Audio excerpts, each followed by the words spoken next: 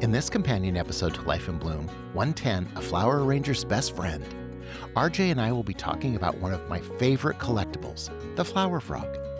I have hundreds of them. Flower frogs were a perfect topic for Life in Bloom. We'll talk about Hamilton Dahlia Farm and their link to Kellogg cereal.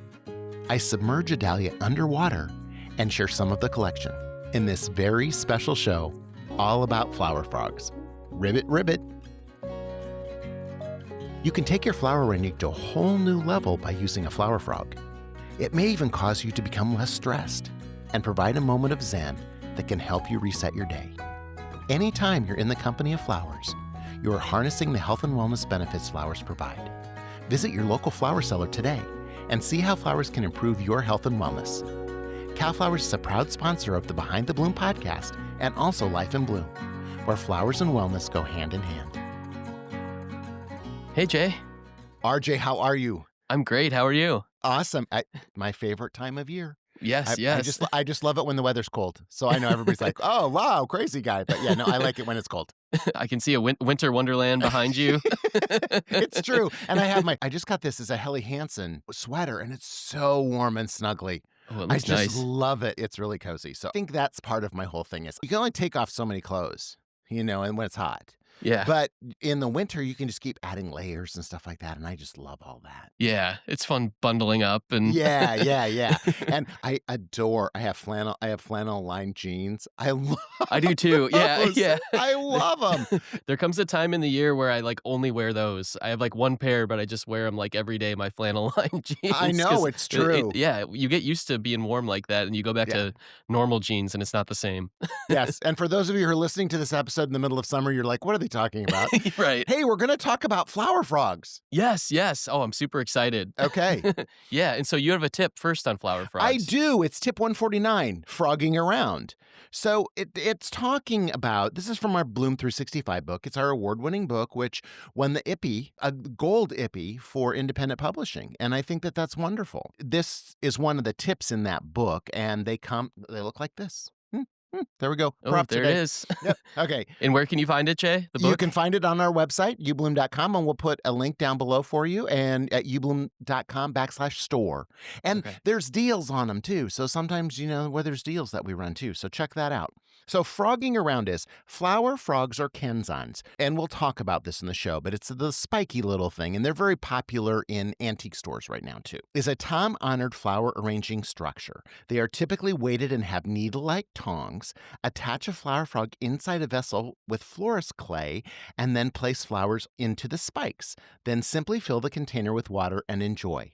That's the technique that we use. I love that I talk about flower clay because it's like this stuff that was called stickum. Oh. It's like a clay that's super sticky because it's waterproof. Okay, so what I'm going to tell you about flower clay, we had them in our drawers at work, and when you put them on the inside of a container, it will be there forever. You can't get it off? It's not coming off. And so here's yet another Bloom 365 tip. If you put a piece of duct tape, just a simple piece of waterproof duct tape in the bottom of your container, and then put your florist clay on it and put the flower frog on it, then after you've used that flower frog, you can just peel off that duct tape and you've saved your container.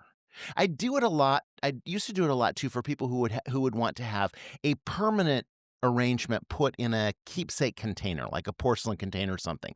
It's really best if we glue that foam in there. But if you glue it in there, you're in forever. trouble, right? So I think it's very interesting to know that trick for putting that in there, that down in there. And so you could hot glue something down to that duct tape, and then when you're done, just pull it out.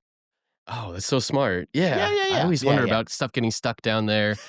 It's like on Grandma's treasured hand-painted, bowls she made from the, who knows? Yeah. Right. I mean, I just want to make sure that, people are paying attention to that. And it's just like lining containers. This week on uBloom, we have a episode about these porcelain mugs that were my mother-in-law's. And I noticed one time I filled them with water and they leached because they're porcelain. And so I have a little vase that slips down inside them. So you always get to protect the inside of your container because Yeah. that can be tricky. All right, so that's your trick. That's your trick for this Love week. that, Jay. The flower frogs. And we're going to talk all about them. So that's good. So you had a whole episode on flower frogs. So episode 110 of Flower Ranger's Best Friend, which is I'm excited to talk about that episode because I knew about flower frogs, but I honestly didn't know what they were called until watching this episode. Oh, and okay. so that was so much fun to learn about kind of all of the and like why it's called a frog. It's a frog because it resides below the water. That's why it got the nickname. And so the flower frog is a Japanese instrument. When I went to Japan in 1977, my parents sent me over there to study ikebana, and we did ikebana in flower frogs. So I mean that's what we were using, and there they call them a kenzan. That's the Japanese name, and I think it translates to pack of needles. Okay. It's a weighted lead base, and then it has these upright needles stuck in it that you can stick things through. But it's interesting. Last season 7 of Life in Bloom, we did another show about flower frogs where we showed the 4 different types. So we showed the kenzan, like this one. We showed mesh ones. We showed a ceramic one. And we showed a glass one. And so that people could see the different types and how to use different types. And that episode's been very popular too. But this is truly where it all started. And interestingly enough, I collect flower frogs. I think I have over 750. Wow. I have a problem. So I try not to, I look very carefully at flower frogs to try and determine if I have that one or not. Do you use them all? Do they all serve a different function, or is it just kind of a fun thing to have all different kinds? Well, I love having all different kinds because what's really interesting is some of the ones that I show in this show are ones from the 1940s. Cool. And there were different designs and wire ones that were made. There's a guy who sells antiques at the Elegant Antique Show here in Michigan, and he lives here in Grand Rapids. And I want to go see his flower frog collection because he said he had a very extensive one, but he pared it down to about 25. But he has a wire flower frog that's in the shape of like a chinoiserie wreath. Oh. An urn. And it's like, these are really incredible. And it was funny, when I walked by his booth one day, he had a really unusual flower frog sitting out. And I said, "How much is this?" And he said, "Oh, I just picked that up over there. It's not for sale." Oh. And so then we started talking to each other. And he's just a really interesting gentleman. And I want to go see his collection. So I think some of them, I've got really interesting shelves to have them on.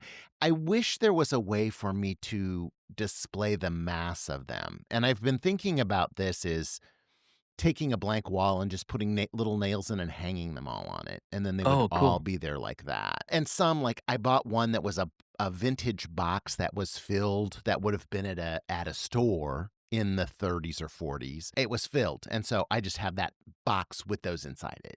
Okay. And there's like similar ones that I have, but I have those, and I have ceramic ones, and I have glass ones, and I have all the different kinds. And so we scattered them out on the table, the more interesting ones in this episode. And so that's the dining room table. I mean, that's where you and I had lunch. Yeah, so, right. I mean, and they are tucked away in a little cupboard that I got. That's the hardest thing, is finding someplace to display them, because all these little cupboards that have little nooks and that have like 70 little nooks in them, and you see them at antique shows, they don't want to sell them because they want to use them for display. They don't want to sell them. Oh, right.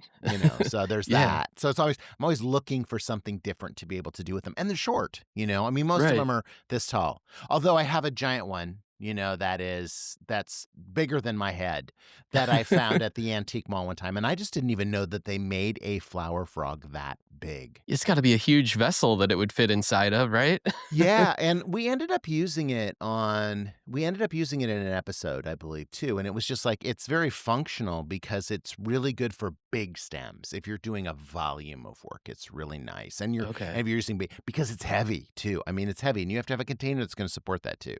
But typically, now you see them on eBay and stuff, and people are using them to like put a picture in or put a place card in. And that's a great use of them as too. The other thing to remember, and this is really important, is clean them. Because if you don't clean them, they'll get rusty And really the biggest danger of them getting rusty is poking your finger. Ooh. And so that's why your tetanus shot should always be up to date. Mine is, and they hurt, and tetanus shots hurt. Okay, I'll just say that. But it's always good for florists, any florist who's listening, please, please, please make sure your tetanus shots are up to date because you can get tetanus from thorns of roses and from, slivers and things like that too. So it's just always good to clean them. And many that I buy that are very cheap are dirty. Oh, okay. There's So a you gotta clean them cool up yeah, then. there's a cool little tool that, is a Japanese tool that will allow you to straighten the tongs and also clean in between them. It's got a little pointer on one. It's a little metal thing. Oh, cool. You can buy them at stores that would sell, Japanese flower arranging items Okay. like that. So if you can buy a Japanese cutter there, you might be able to buy that tool there too, or you I might be able gotcha. to buy flower frogs too. Because flower frogs are still modern. You can get them at almost any hobby store. Oh, right. So they're new. I mean, what's new is old is new again, right? What's old is Yeah. new again. Well, it's funny you brought up the vintage shops too. I was actually at a vintage shop in my neighborhood recently and saw a flower frog that had like greeting cards on it. So they had like a kind of an area. They Right? had like old greeting cards and like baseball cards that they like put Oh, in the little perfect. like flower Sure. frog. And it was so funny because I was watching the episode and then go out there and I was like, oh, that's exactly what Jay was talking about. So it's fun. It's funny to see them out in different places. And yeah, Absolutely. yeah. Barbara Schnur, who's been on the show many times, she works for Mayish in San Francisco, and she's a lifelong friend. She's originally from Michigan. We love to go antiquing, but we don't see each other that much, and our time frames are really hard. But we specially stayed over a weekend in San Francisco so we could go vintage shopping with Barbara, and we have the best time, and we laugh for 5 or 6 hours, and and we all remember, we're all of the same age, so we all remember this stuff, right? So she's like, I want to take you to this little place in San Mateo. And interestingly enough, there is a book that a woman wrote from San Mateo. It is the end-all be-all flower frog compendium. It's a catalog and it shows all of her flower frogs and it shows the most rare ones and it shows the most, the most common ones, and it gives price ranges for them and everything, And I have that book because I try and mark, but I also like to just peruse it and see, hey, oh, that's an interesting one. Wouldn't it be fun to find that one? We go into this antique store and it's kind of like one of those where you have to dig through, you got to Oh, dig and dig and dig, right? yeah. So, and I kind of like those because it's the thrill of the hunt then, right? Right, Everything right. isn't perfectly displayed. So I go over and there's this one case and it's filled with flower frogs. Oh, cool. And they're all flower frogs that I've never seen before. And I'm just like, oh my God. And I'm trying to peer into this case to see if I can see how much they are.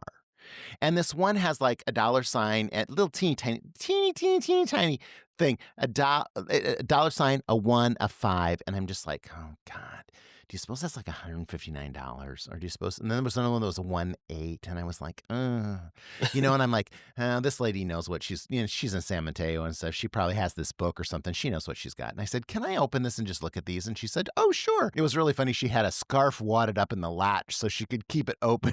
Oh. And so she pulled it open and I was just like, so I picked up this one that was super, super, super intriguing to me. And I knew that it was a very valuable one. Okay. It's about a $500 flower Wow. frog. Okay. And so I flip over that little tag and this is the tag that says 1.5. And I'm like, what is it? And it could have been 1,500 for all I know, Oh, right. it could be right. I flip it over and it's $15. What? It's $15. And I'm just like, okay.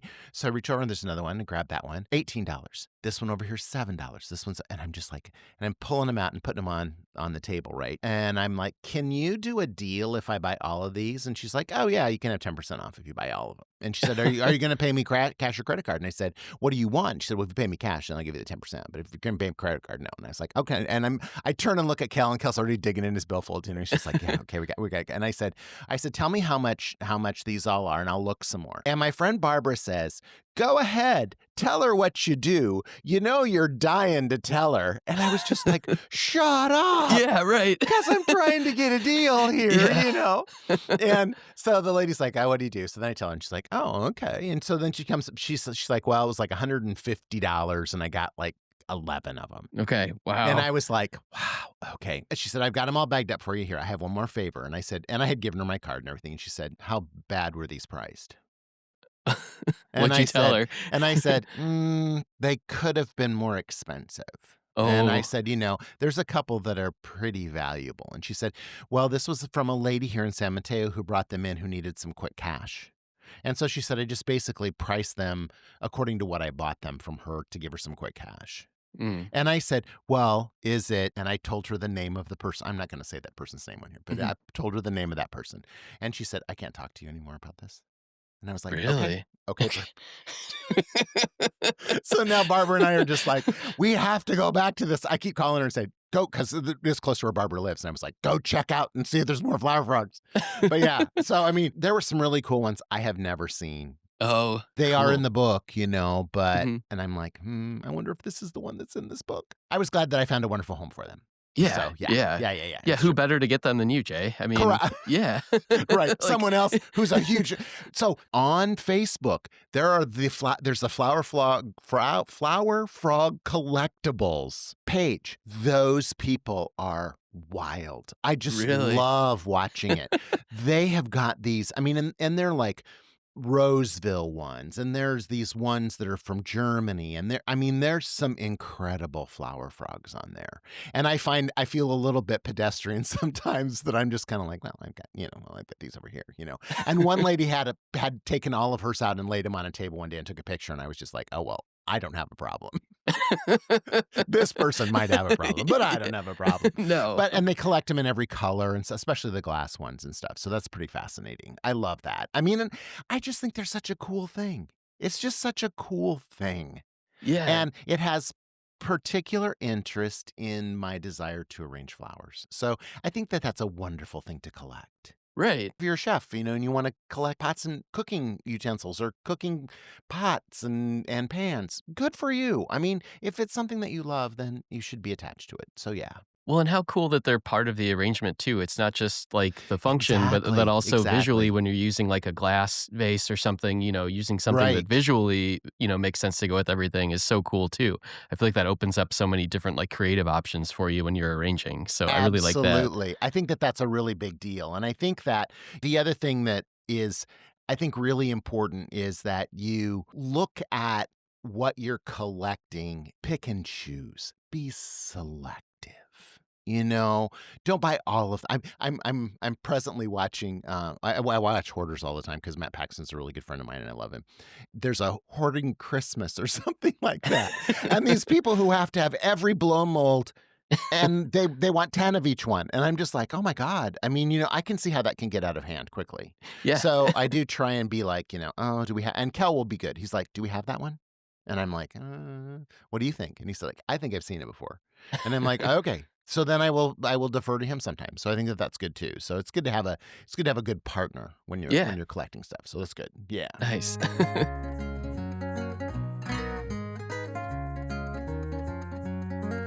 Did you know flowers perform best in clean water with the precise food? Chryso flower food is formulated by scientists to prolong the vase life of flowers as much as possible, and it's easy to use. I always choose Chryso flower food because it feeds the flowers, resulting in vibrant color and enhanced fragrance, while also keeping bacteria levels down.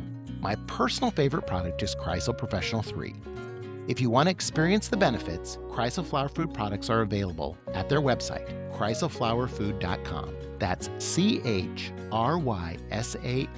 flowerfood.com. And be sure to use our discount code uBloom10 for 10% off your purchase.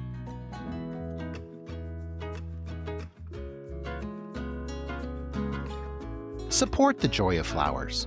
The Life in Bloom Foundation is a 501c3 nonprofit dedicated to flower education and inspiring a love of flowers in everyone.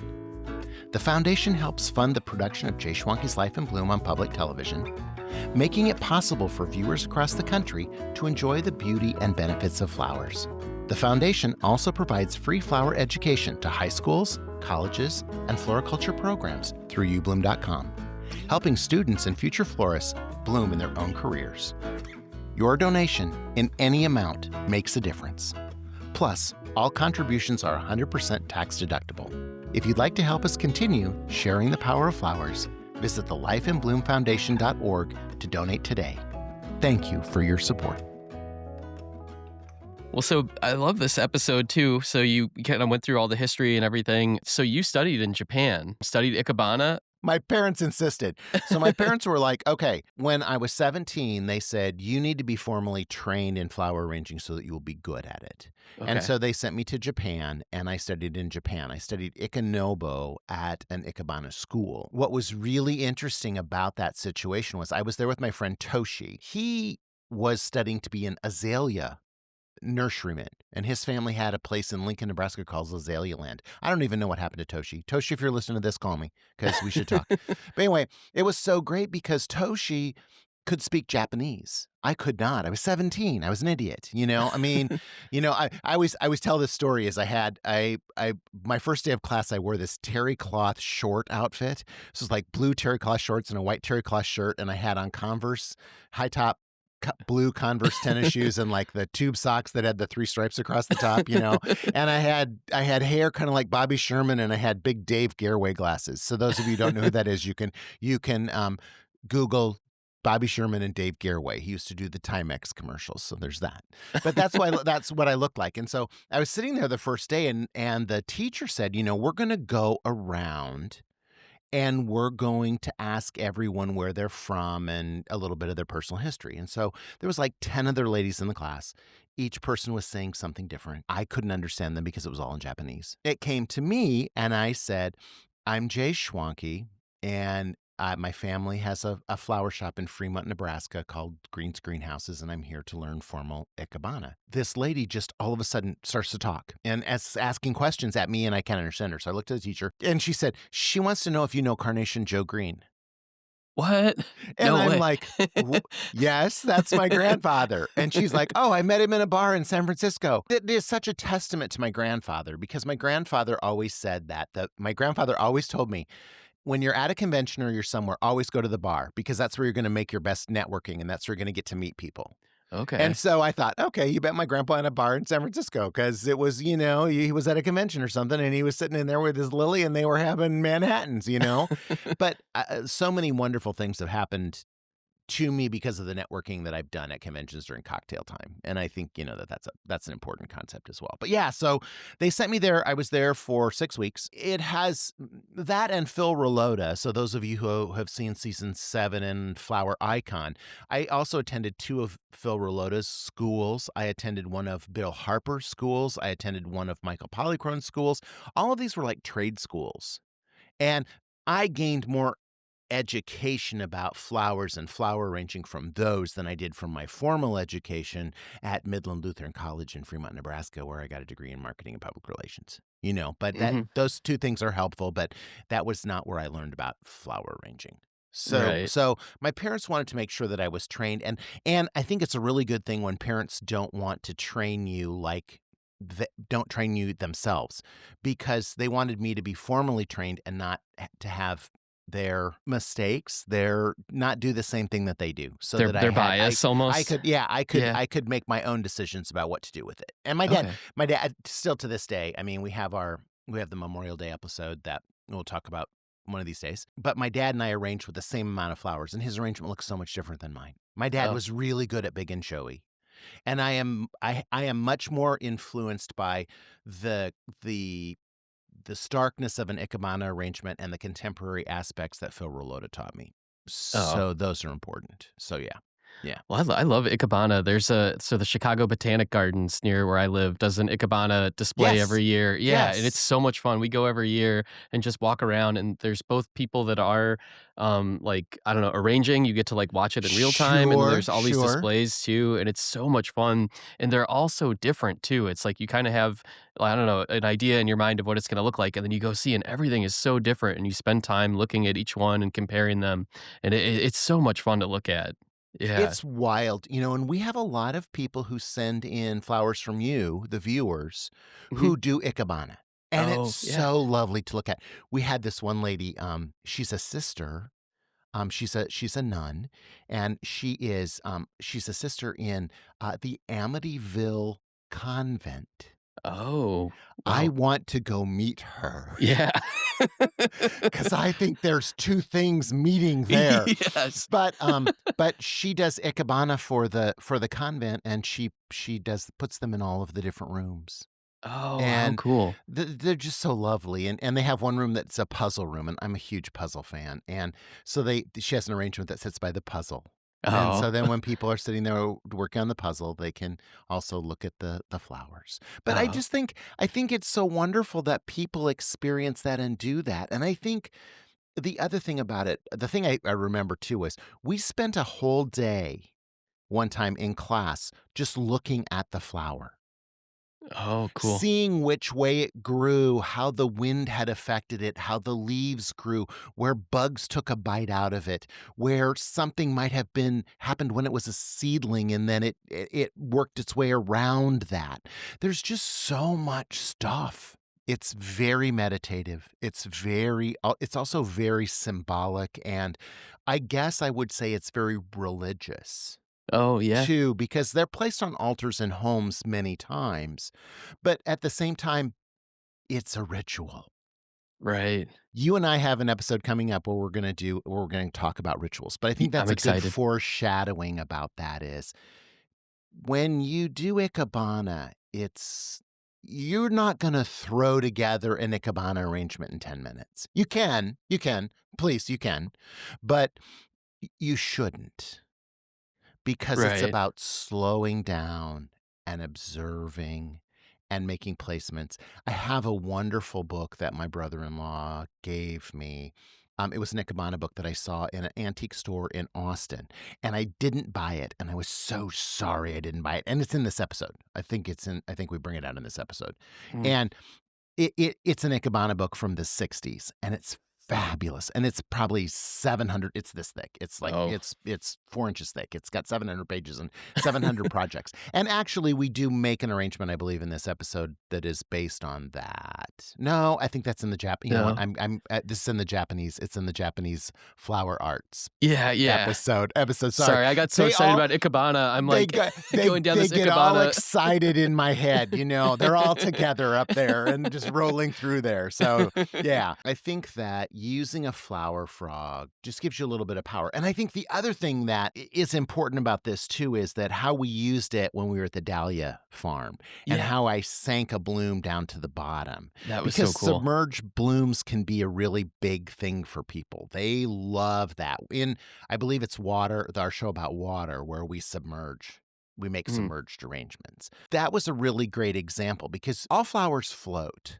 And so if you attach them down into this pin frog, it's heavy enough to hold it at the bottom of a container, and then you can fill the container up with water. Now, that flower's only going to last about 18 to 24 hours, but it's really cool to see it magnified down there inside the vase. Yeah, the perspective of it is so cool, looking through the vase, and Yeah, it's true. And Hamilton Dahlia Farm is gone now, which is really sad. Yeah. And so when we were there, she is such an amazing spirit. And she had told us, I'm going to retire because I've had a swimming pool for 14 years and I've never been in it because I'm always out here with the dahlias.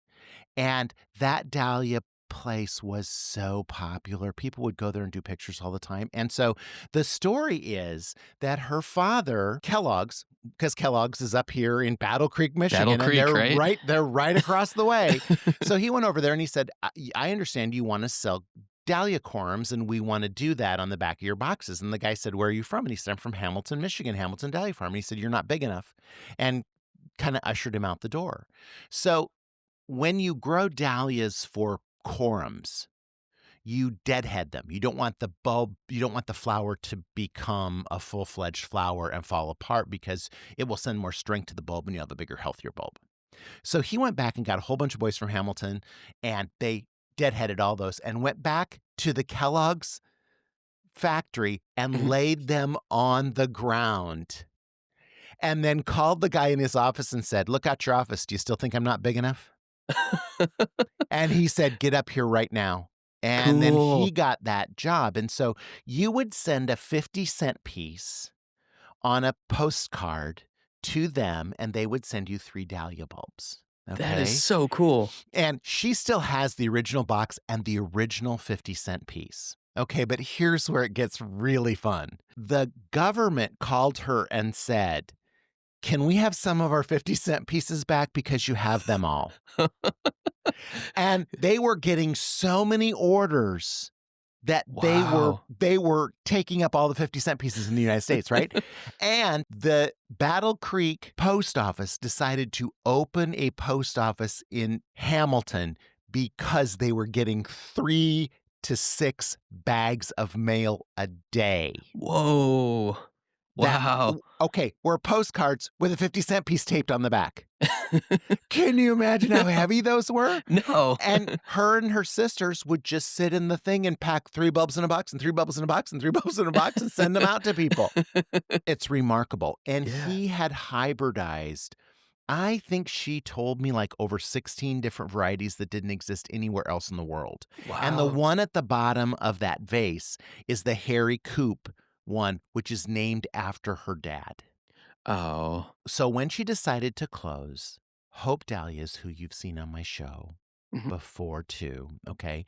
Hope Dahlia's a mother-daughter group that were doing a Dahlia Farm. They sold their dahlias to them. Oh, Okay? And so that they could plant them.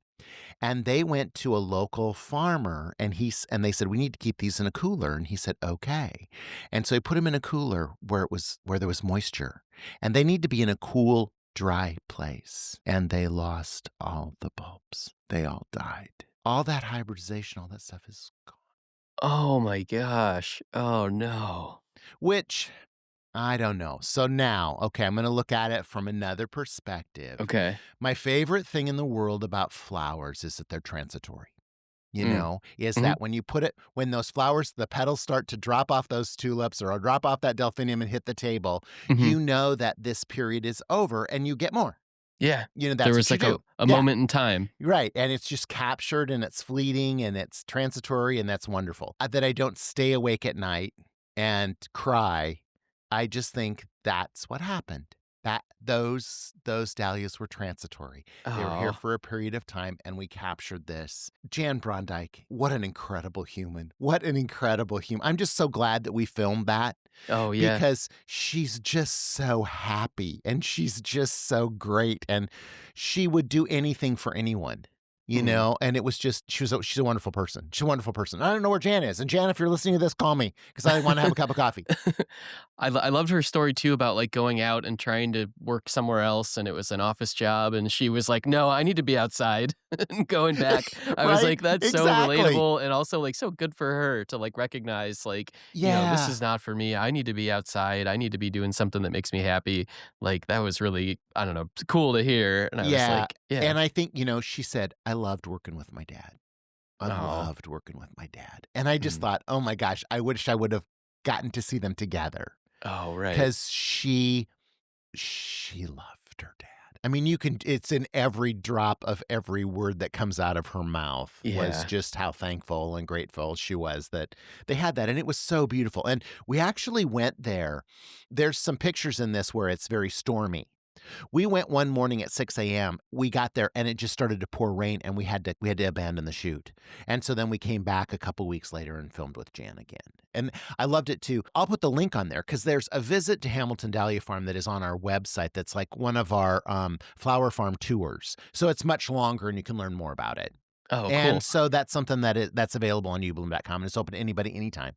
Oh. So we add those links at the end of this, RJ, and I think it's such a great idea because you can reference back to stuff that we've talked about. Yeah, and I think it's a really good way for people to follow up and learn more about a subject that's there for sure. So, right. Yeah. And you have so much just content and so many different things to share, Jay. It's like so much fun to look back and, you know, to know that there's more than just, you know, what's on your show. There's so many other things that you have like, I mean, you could spend all day looking at so many different cool videos that you have. So I love that. We're going to start in January. We're going to start featuring a hidden treasure in our newsletter. And it's going to be a video that people haven't viewed very much because I can see that. And we're going to tell them about it. It might just be something that people are overlooking. And I just think it's a good idea to do that. Because, I mean, we have so many different options for people to learn about it. And I think it's going to be great to know that, okay, here's a hidden gem. Have you seen this? I think it's a great way. Frog jam. Okay, yes. can we just talk about frog jam for Yes, yeah. We used to try and look for recipes that really related to the program. This was our first season, so we really tried to do that, right? And we don't do that so much anymore. It's more like, if this is delicious, we'll figure out a way to work it in. But frog jam And so it's made with figs, raspberries, oranges, and ginger. I could not find a fig to save my life. Oh. Kelly's like, well, we could order it off the internet. And I said, oh, that's really nice. So we're just going to say, here's this jar of jam that we ordered off the internet. And he's like, yeah, let's do that. Because that's what a normal person would do. Yeah. See, I loved that, Jay. I thought it was really, sometimes it doesn't need to be complicated. And making jam is hard. Oh, yeah. It's really hard. And I was like, I don't have time for this. Frog jam is available on the internet. Let's order it. And here it is. And it was perfect. So it worked out really well. Yeah.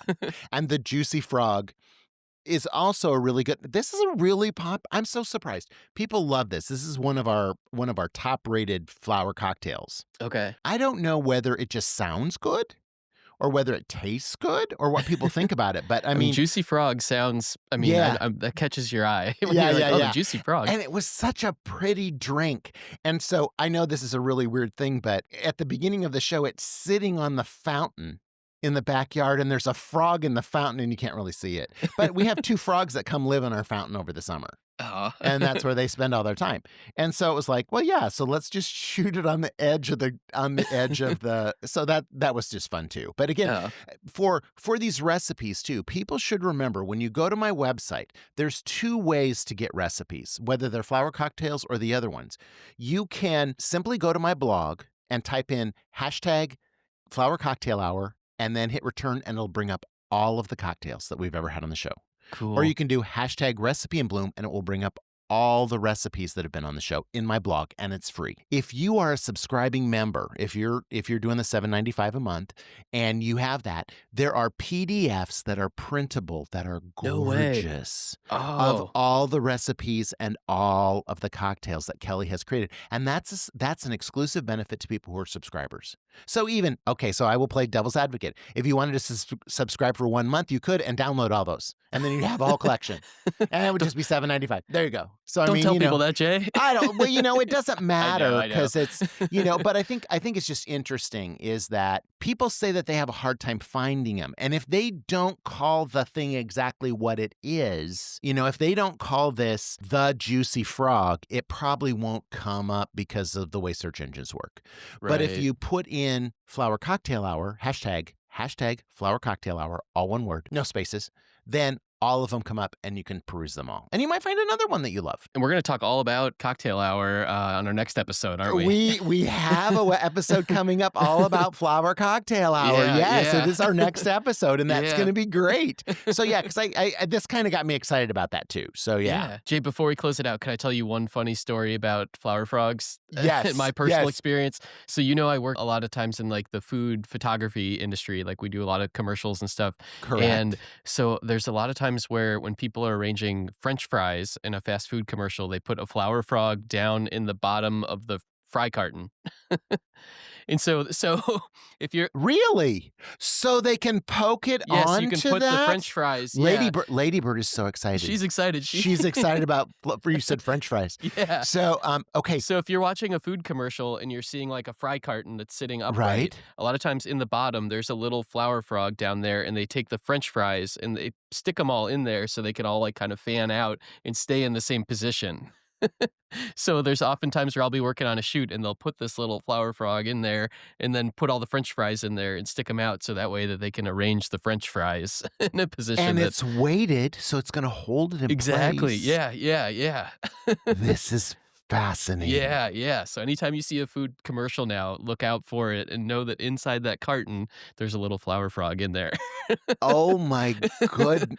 I love that. Yeah. I love everything about that. That's just wonderful. Yeah. Oh my, what a different use. Yeah. Write in, tell me your different uses for flower frogs, but it's going to be hard to beat yours. That's yeah. Next time I see one, I'll take a picture for you, Jay, because that's definitely something that comes up pretty often. I'm not going to look at any commercial the same way now. Oh, yeah. Flower frog fries, please. If there's no frog, they'll take toothpicks and put them through the bottom and then put flour foam on the bottom of the carton. So there's toothpicks sticking out of the bottom of the French fry, and then they stick them into the flour foam. So and that's very interesting because Oasis, the flour foam that is the leader in the industry, that was created to alleviate the expense and injuries with flower frogs. Oh, interesting. So it was meant to hold flowers in place. And what they wanted was something that would allow it to take up water, because with the flower frog, it's sitting below the water. So once you're stuck on that little nail, you can still take up water. They wanted the oasis, the flower foam, to hold things in place and still transmit water to them. So Vernon Smithers, the gentleman who developed it, I believe it was 1943, he said, you know what? We need to make something that would replace this, that would be less expensive. Everyone could have, it could be available anywhere, and then it will hold the flowers in place and it would take up water. Vernon Smithers, as a kid, Vernon Smithers, my dad would introduce me to Vernon Smithers, and when I shake hands with him, he always had a silver dollar in his hand, and he'd give you a silver dollar. But cool. yeah, Vernon Smithers is a great man. But yeah, I mean, so it's interesting that there's a correlation still when you're dealing with photographing French fries. That don't have a flower frog? Use flower foam. Right. Very similar to what you do, Jay. There you go. That's awesome. That's awesome. Yeah. Well, that was great. That was a great ending for us. Oh, yeah. RJ, I appreciate it so much. So, all right. Well, we'll see you later. Yeah, Take care. Bye. Bye-bye. Thanks for joining us this week on Behind the Bloom podcast with Jay Schwanke and RJ Poole. If you loved what you heard, be sure to follow or subscribe so you never miss an episode. And share it with a friend to help us spread the joy, one bloom at a time. Thank you for taking the time to slow down with us. And hopefully you left feeling a little lighter and inspired to try something new. Make sure to join us next week for a brand new episode. Thanks for being here with us, Behind the Bloom. Hey, just one more thing. If you love flowers, you've got to check out uBloom.com. It's the online home of Jay Schwanke's Life in Bloom, where you can stream every episode for free. Plus, you'll find Behind the Bloom videos, my blog, show recipes, and so much more. There's also a massive video archive, over 1,800 how-to videos, flower farm documentaries, and even my very first series, JTV. All Life in Bloom episodes, exclusive web content, and farm documentaries are totally free. Just sign up with your email. And if you're ready to dive deeper, there's a paid subscription option that unlocks the full library of how-to videos. Everything from creating bridal bouquets to centerpieces, corsages, and more. Tons of content to explore. You're gonna love it.